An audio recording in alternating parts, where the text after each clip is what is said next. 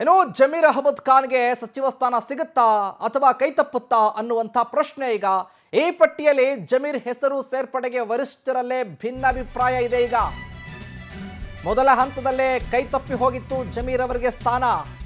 ಈಗ ಸಿಗುತ್ತಾ ಅನ್ನುವಂಥ ಪ್ರಶ್ನೆ, ಸಿಗೋದಿಲ್ವಾ ಅನ್ನುವಂಥ ಪ್ರಶ್ನೆ.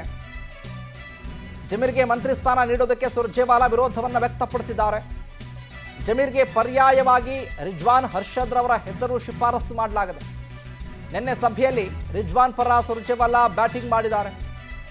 ಆದರೆ ಜಮೀರ್ ಅಹಮದ್ ಪರ ನಿಂತಿದ್ದಾರೆ ಕೆಸಿ ವೇಣುಗೋಪಾಲ್. ಪಕ್ಷಕ್ಕೆ ಜಮೀರ್ ಕೊಡುಗೆ ಸಾಕಷ್ಟಿದೆ, ಹಾಗಾಗಿ ಕೊಡೋಣ ಅಂತ ಕೆಸಿ ವೇಣುಗೋಪಾಲ್ ಬ್ಯಾಟಿಂಗ್. ಹೀಗಾಗಿ ಜಮೀರ್ ಅಹಮದ್ ವಿಚಾರದಲ್ಲಿ ಒಮ್ಮತ ಮಾತ್ರ ಮೂಡ್ತಾ ಇಲ್ಲ, ಗೊಂದಲ ಉಂಟಾಗದೆ ಪಕ್ಷದ ವಿರುದ್ಧವೇ ಕೂಡ ಕೆಲಸ ಮಾಡಿದ್ದಾರೆ ಅನ್ನುವಂಥ ಆರೋಪ. ಇನ್ನೊಂದು ಕಡೆ ಕೇರಳ ಚುನಾವಣೆಗೆ ದೊಡ್ಡ ಮಟ್ಟದಲ್ಲಿ ಸಹಕಾರವನ್ನು ಕೊಟ್ಟಿದ್ದಾರೆ. ಕೇರಳದಲ್ಲಿ ಅಬ್ಬರಿಸಿದ ಪ್ರಚಾರವನ್ನು ಮಾಡಿದ್ದಾರೆ. ಆ ಭಾಗದಲ್ಲಿ ಯಥೇಚ್ಛವಾಗಿ ಕೇರಳದಲ್ಲಿ ನಿಂತ್ಕೊಂಡು ಚುನಾವಣೆ ಗೆಲ್ಲಿಸ್ಕೊಂಡು ಬರುವಂಥ ಲೆಕ್ಕಾಚಾರದಲ್ಲಿ ಜಮೀರ್ ಅಹಮದ್ ರವರ ಪಾತ್ರ ಕೂಡ ಇದೆ ಅನ್ನುವಂಥ ಲೆಕ್ಕಾಚಾರದಲ್ಲಿ ಹೈಕಮಾಂಡ್ ಕೂಡ ಮಣೆ ಹಾಕಿದೆ. ಕೆಸಿ ವೇಣುಗೋಪಾಲ್ ಬ್ಯಾಟಿಂಗ್ ಮಾಡಿದ್ದಾರೆ. ಆದರೆ ಸುರ್ಜೇವಾಲಾ ಇದಕ್ಕೆ ನಿರಾಕರಿಸ್ಬಿಟ್ಟಿದ್ದಾರೆ.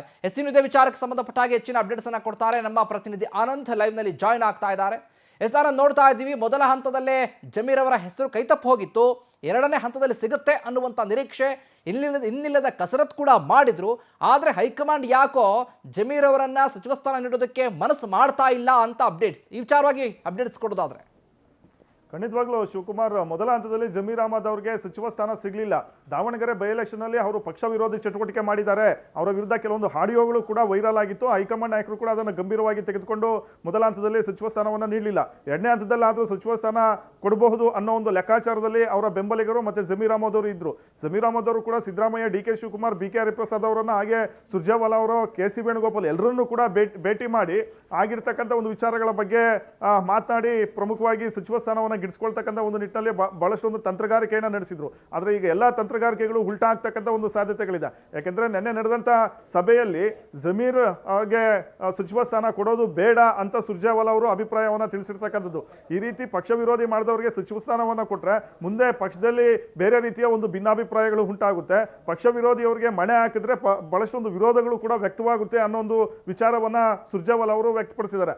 ಆದ್ರೆ ಅದಕ್ಕೆ ಕೆಸಿ ವೇಣುಗೋಪಾಲ್ ಅವರು ಆಕ್ಷೇಪವನ್ನು ವ್ಯಕ್ತಪಡಿಸಿ ಜಮೀರ್ ಅವರು ಪಕ್ಷಕ್ಕೆ ಸಾಕಷ್ಟು ಒಂದು ಕೊಡುಗೆಯನ್ನು ಕೊಟ್ಟಿದ್ದಾರೆ. ಕೇರಳ ಚುನಾವಣೆಯಲ್ಲಿ ಸತತವಾಗಿ ಬಂದು ಅವರು ಪ್ರಚಾರದಲ್ಲಿ ತೊಡಗಿಸ್ಕೊಂಡಿದ್ರು. ಹಾಗಾಗಿ ಅವರಿಗೆ ಸಚಿವ ಸ್ಥಾನವನ್ನು ಕೊಡಬೇಕು. ಮುಂಬರ್ತಕ್ಕಂಥ ಒಂದು ಚುನಾವಣೆಗಳ ದೃಷ್ಟಿಯಿಂದಲೂ ಕೂಡ ಅವರ ಒಂದು ವರ್ಚಸ್ಸು ಪಕ್ಷಕ್ಕೆ ಅಗತ್ಯತೆ ಇದೆ ಅನ್ನೋ ಒಂದು ಮಾತನ್ನ ಅವರು ಅಭಿಪ್ರಾಯವನ್ನು ತಿಳಿಸಿರ್ತಕ್ಕಂಥದ್ದು. ಈ ಹಿನ್ನೆಲೆಯಲ್ಲಿ ಸುರ್ಜೇವಾಲಾ ಮತ್ತೆ ಕೆಸಿ ವೇಣುಗೋಪಾಲ್ ಇವರಿಬ್ಬರ ನಡುವೆ ಭಿನ್ನಾಭಿಪ್ರಾಯ ಮೂಡಿರ್ತಕ್ಕಂಥ ಒಂದು ಹಿನ್ನೆಲೆಯಲ್ಲಿ ಜಮೀರ್ ಅವರಿಗೆ ಸಚಿವ ಸ್ಥಾನ ಕೊಡಬೇಕೋ ಬೇಡವಾ ಅನ್ನೋದನ್ನ ರಾಹುಲ್ ಗಾಂಧಿ, ಖರ್ಗೆ ಅವರೇ ತೀರ್ಮಾನ ಮಾಡಲಿ ಅನ್ನೋ ಒಂದು ವಿಚಾರವನ್ನು ಅವರಿಗೆ ಬಿಟ್ಟಿದ್ದಾರೆ. ಇಲ್ಲಿ ಪ್ರಮುಖವಾಗಿ ಸಿದ್ದರಾಮಯ್ಯ, ಡಿ ಕೆ ಶಿವಕುಮಾರ್ ಅವರ ಅಭಿಪ್ರಾಯವನ್ನು ಕೇಳಿದಂಥ ಸಂದರ್ಭದಲ್ಲೂ ಕೂಡ ಈ ಒಂದು ವಿಚಾರವನ್ನು ರಾಹುಲ್ ಗಾಂಧಿ ಅವರೇ ತೀರ್ಮಾನ ಮಾಡಲಿ ಅಂತ ಸಿದ್ದರಾಮಯ್ಯನವರು ಕೂಡ ಕೈ ತೊಳ್ಕೊಂಡಿರ್ತಕ್ಕಂಥದ್ದು.